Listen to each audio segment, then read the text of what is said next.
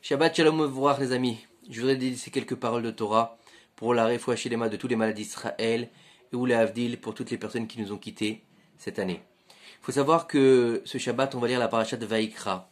Ça y est, on a fini le Sefer Shemot, on rentre dans le Sefer Vaïkra, donc le troisième des livres de la Torah, puisqu'il y a un 5 Bereshit, Shemot, Vaïkra, Bamidbar, Devarim. Le troisième étant Vaïkra, qui est un Sefer qui est complètement différent des autres Sfarim, parce que d'une part, c'est le plus petit Sefer, il faut le savoir. C'est un Sefer qui est composé que de 9 parchemins, contrairement aux autres Sefarim, qui sont composés de 12 parchemins, 15 parchemins pour le Sefer Bereshit par exemple. C'est vraiment le plus petit Sefer. Et même au niveau du texte à l'intérieur, c'est celui où il y a le moins de mots. Mais il faut savoir que c'est pas le moins important. Bien au contraire, nos sages nous disent que lorsqu'on veut apprendre à un enfant la Torah, on doit commencer par lui apprendre tout d'abord le Sefer Vaïkra. Et pourquoi le Sefer Vaïkra? Il faut savoir que dans le Sefer Shemot, quand on a fini le Sefer Shemot la semaine dernière avec Vayakel Pekoudé, on était en fait dans la fin de la construction du Mishkan et puis par le bilan de Moshe Rabbeinu. En fait, ce qui s'est passé, c'est que Dieu a donné l'ordre de construire le Mishkan pour que avoir Dira et Betartonim. Ça veut dire quoi, Dira Betartonim? Ça veut dire d'avoir une maison sur terre.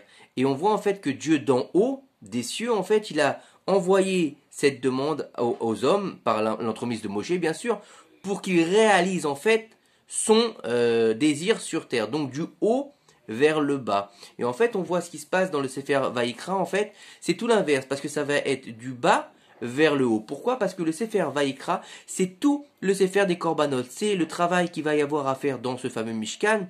Comment faire les Korbanot, comment amener les encens, comment rentrer dans le Kodesh HaKodashim le jour du Yom Kippour, comment faire attention à ne pas rentrer n'importe quand, par exemple, avec l'histoire de Nadav et Avihu, l'inauguration du Mishkan avec la Parashat Shemini, et en fait, comment aussi garder sa sainteté. C'est le livre où on va nous apprendre les relations interdites, c'est le livre où on va nous apprendre ce qu'on n'a pas le droit de manger, ce qu'on a le droit de manger, comment faire les choses qu'il faut pour se sanctifier. En fait, c'est le livre qui va nous apprendre à sanctifier notre être de chair et de sang pour nous rapprocher de quoi?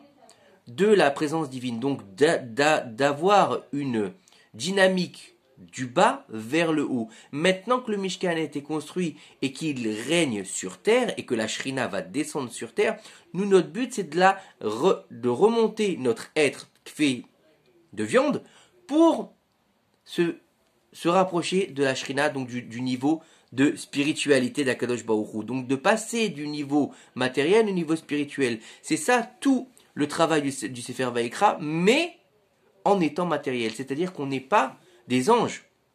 On n'est pas des anges. On reste des hommes, mais on fait la volonté de Dieu. On va utiliser en fait la matérialité pour servir la volonté divine. Donc en fait, pour arriver au niveau du juif, c'est-à-dire Mamlechet Kohanim Vegoy Kadosh, une assemblée de Kohanim et un peuple saint. Ça veut dire quoi? Ça veut dire que c'est vrai qu'il y a une hiérarchie dans le Ham Israël. On a Israël, Lévi et Cohen, ça c'est vrai. Mais quelque part dans la Torah il y a marqué Mamlechet Kohanim, un peuple de Kohanim, un peuple de prêtres. Ça veut dire quoi? Ça veut dire que tu as la capacité d'être aussi saint qu'un Kohen Gadol. Chaque personne du Ham Israël, elle a cette capacité intrinsèque de devenir son propre Kohen Gadol. C'est-à-dire que tu peux arriver à un niveau exceptionnel de Gdusha tant que tu vas respecter ce que Dieu te demande dans la Torah. C'est-à-dire que si tu vas manger cachère, si tu vas faire attention à ne pas mélanger le lait et la viande, si tu vas pas avoir de relations interdites, et tu vas garder tes yeux, si tu vas avoir des bonnes pensées, tu vas étudier la Torah, tu vas faire sacrifice de ton âme animale, d'accord? Au moment où il faut, parce qu'on a toujours besoin d'une âme animale. Mais comme il nous dit le Baal HaTanya, utilise ton âme animale pour servir à Kadosh Baruch Hu. Parce que si c'est ton âme animale qui va être celle qui dirige ton être, tu deviens un animal. Dans tout le point. Tu vas faire quoi? Tu vas manger, tu vas boire, tu vas dormir, tu vas avoir des relations, et voilà. Donc t'es pas plus évolué qu'une bête. Voilà ce que nous disent nos Chachamim. Si tu n'es pas capable de gérer ton âme animale, c'est-à-dire que tu te comportes tout simplement comme une bête, la seule différence que tu as, c'est que tu parles, et encore des fois, vaut mieux se taire parce que là, beaucoup de gens disent beaucoup de bêtises. Donc il faut faire attention à cette âme animale, et il faut la transcender pour qu'elle devienne le Kéli, en fait, de la présence divine. C'est-à-dire que tu vas utiliser ton âme animale parce que tu es obligé d'avoir une âme animale pour vivre, pour pouvoir ensuite faire la volonté d'Akadosh Baruch Hu. Tu vas manger pas pour te défoncer la panse, non, parce qu'Akadosh Baruch Hu, il t'a donné cette capacité de manger pour te régénérer, pour ensuite étudier la Torah. D'accord? Tu vas dormir. C'est pas que tu vas dormir parce que tu es un feignant, non, tu vas dormir pour que ton corps se repose et que tu puisses recharger tes batteries. Comme un téléphone, quand il est a plus de batterie, on recharge la batterie. C'est exactement ça, le sommeil. Et puis aussi pour que ton âme, elle aille au ciel pour faire Cheshbon Nefesh. Mais ça, c'est un autre niveau. Ensuite aussi, ce qu'il faut faire, quand tu as besoin de ton âme animale pour avoir des enfants. Si tu n'as pas d'âme animale, tu vas pas avoir de désir. Si tu n'as pas de désir, tu peux pas aller avec ta femme ou avec ton mari. Donc, tu ne peux pas avoir d'enfants. Alors que le premier des commandements, c'est Pérou ou vous ferez des enfants. Donc, tu es obligé d'avoir cette âme animale. Mais maintenant, si tu fais Pérou ou d'accord, juste parce que tu as vu un film dégueulasse, ou bien que tu vas avec ta femme, même si tu as eu des enfants, Baruch Hashem, parce que, faut bien passer le temps, ou parce qu'il n'y a rien à faire et il n'y a rien à la télé ce soir, non.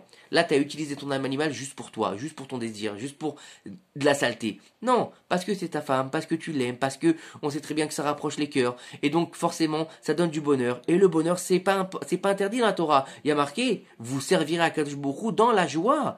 Donc, utilisez ton âme animale pour servir à Kadosh Baruch Hu. Mais tout ça, pour pas oublier qui? Pour pas oublier que c'est pour servir Dieu. Et c'est l'essence même du Sefer Vayikra par le premier mot du Sefer où il y a marqué Vayikra. Quand Dieu il a appelé Moshe, là-bas il est marqué Vayikra, El Moshe.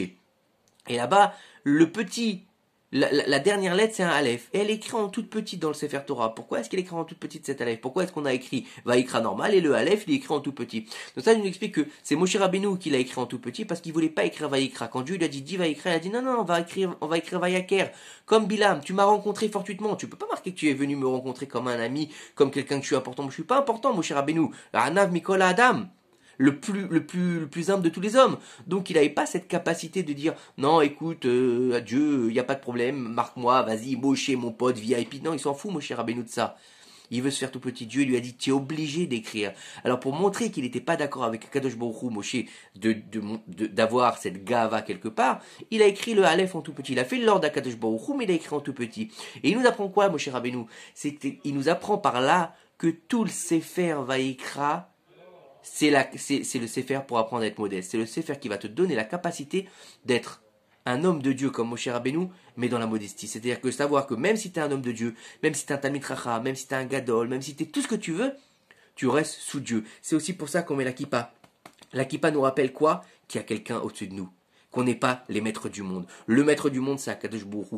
Nous, on est ceux qui sont là pour faire sa volonté. Donc c'est ça le Sefer Vayikra. Fais-toi petit, comme Moshe Rabbeinu.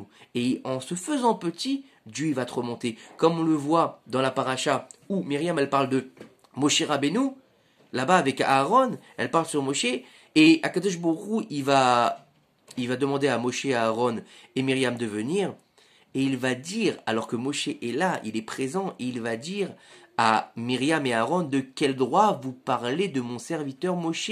C'est-à-dire que c'est Dieu lui-même qui va prendre la défense de Moshe. Pourquoi? Parce que Moshe, et là-bas dans cette paracha justement, il dit que c'est le plus humble de tous les hommes. Donc plus tu vas te faire plus tu vas te faire petit comme le Aleph de la paracha Vayikra, plus à Kadosh Baruch Hu, il va te monter à tel point que Dieu lui-même va dire Moshe Avdi, Torah Moshe Avdi. C'est-à-dire que toute cette Torah que vous étudiez, toute cette Torah que vous connaissez, toute cette Torah qu'on écrit sur un Sefer Torah, toute cette Torah qu'on transfère de génération en génération, elle appartient à Moshe Rabbeinu. Pourquoi elle appartient à Moshe Rabbeinu? Parce que Vayikra, parce qu'il a su se faire tout petit. Parce que quand Dieu il a appelé, il a su se faire tout petit. Donc au lieu de dire j'ai fait, je suis, je sais faire, non. Quand tu rentres dans le Mishkan, tu baisses la tête. C'est pas toi qui as fait la synagogue. Quand tu mets tes tefilines, c'est pas toi qui as fait tes tefilines. Quand tu vas manger kasher, c'est pas parce que tu es intelligent et que tu sais qu'il faut manger kasher, c'est parce que Dieu il te l'a demandé. Dieu il t'a demandé des mitzvot, il t'a demandé de manger kasher, il t'a demandé de faire Shabbat, il t'a demandé plein de choses. Avodat à Mishkan, pourquoi? Pour te sanctifier. Donc c'est pas parce qu'il en a besoin, lui, il n'en a rien à faire de tes sacrifices, il n'en a rien à faire de tes tefilines, il n'en a rien à faire que du bouffe kasher ou que tu bouffes autre chose. C'est pas pour lui que tu le fais, c'est pour toi.